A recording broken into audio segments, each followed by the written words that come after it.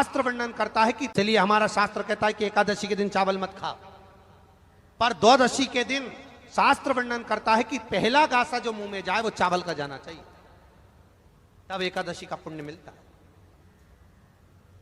तो शास्त्र क्यों कहता है? दो चीजों को याद रखिए, गौदान और एकादशी। श्रीमद वल्लभाचार्य जी ने मायावत का खंडन करा था जगन्नाथपुरी में, और श्रीमद वल्लभाचार्य जी ने कहा था एकादशी मरने के बाद मत दो, एकादशी जीते जी दो। कहा था कि नहीं कहा था? जीते जी दान करिए। इसलिए जगदीश में जगन्नाथपुरी में एकादशी उल्टी लटकी हुई है। करें आपने दर्शन? जगदीश में एकादशी को उल्टा लटकाया, क्यों? क्योंकि वल्लभ ने कहा कि एकादशी जीते जी दो। कई पंडितों कहते हैं तुम्हारे दादाजी मर गए, जब 12वें का दिन होता है ना तो पंडित जी संकल्प छुड़ाते हैं, दो एकादशी। बड़े बेटे ने 5 दे दी, छोटी बहू ने 3 दे दी, उसने 2 दे दी, उसने 2 दे दी। तो क्या तुम्हारे दादाजी भिखारी थे जो तुम्हारी एकादशियां लेकर जाएंगे? और तुम कौन होते हो दादाजी को एकादशी देने वाले?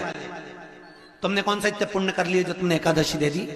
एकादशी के दान की महत्वता श्रीमद वल्लभाचार्य जी ने कहा कि कोई व्यक्ति अगर खटिया पर सड़ रहा है, पलंग पर तड़प रहा है, हॉस्पिटल में पड़ा हुआ है, तो निवेदन है कि उसको देखने जाओ तो अपनी करी हुई एकादशी में से 2 एकादशी का दान उसको तुरंत दे दो। क्यों? तो जिससे उसको मोक्ष मिल जाए, मरने के बाद नहीं। क्योंकि मरने के बाद तो वो 10वें के दिन गरुड़ पुराण में लिखा है 10 दिन तक जीवात्मा घर की अटारी पे रहती है। कितने दिन? 10 दिन। 10 दिन के बाद जीवात्मा चली जाती है। कहां जाती है? उसको जहां जाना है। 3 दिन में उसको भोग भोगना पड़ता है जीवात्मा को। 3 दिन नरक का भोग भोगती है, उसके बाद स्वर्ग का भोग भोगती है। 18 दिन में ये प्रोसेस पूरी हो जाती है। कितने दिन? 18 दिन। 18 दिन के बाद में उस जीवात्मा को धान के खेत में पटका जाता है। किसके खेत में? धान के, चावल के खेत में। इसलिए कहते हैं एकादशी के दिन चावल मत खाओ। कहते कि नहीं कहते? और क्या कहते हैं? द्वादशी के दिन चावल खाना जरूरी है। एकादशी का पालना करना है तो द्वादशी को चावल का 1 गिरास खाओ, तब द्वादशी को चावल खाओगे तो एकादशी लगेगी।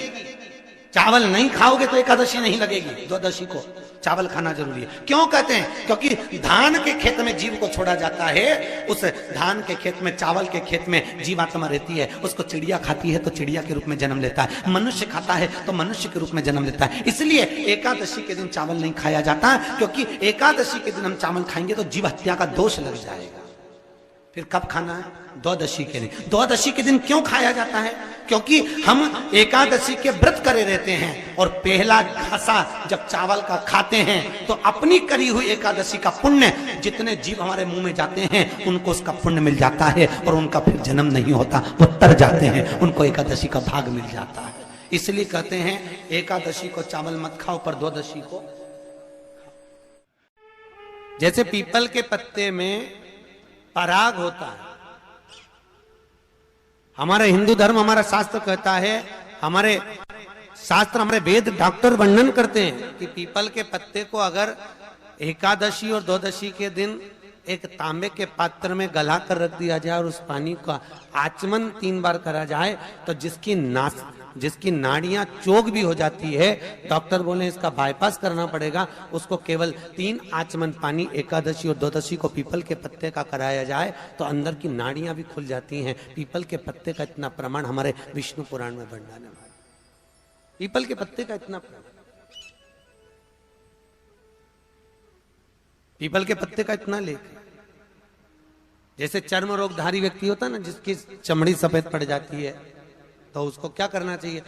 केवल हिंदू धर्म में केवल एक पीपल का वृक्ष है जिसका पराग झड़ता है, और वो रात्रि को लगभग 10 बजे से 12 बजे के भीतर, 9 बजे से 12 बजे के भीतर पीपल के पेड़ के पत्ते का पानी झड़ता है।